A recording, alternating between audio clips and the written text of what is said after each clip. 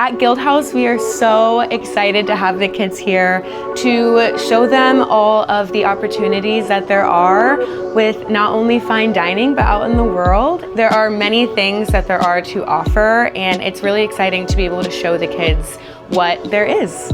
You know, for me, food was something that I truly enjoyed at a young age, and then throughout, as I got older, working in the kitchen with my mom, it piqued my interest even more, and watching it on TV and then going out to restaurants really drew me to it. So hopefully for at least one kid, if that happened to them today, piqued their interest a little bit, you know, made them a little bit curious about food, you know, I think we met our goal.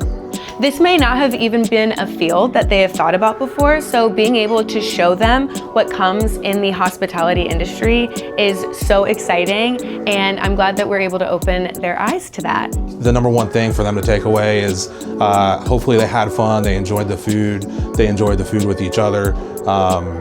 You know, I feel that food brings people together, and hopefully they felt that today with the food and with their friends dining at the Guildhouse.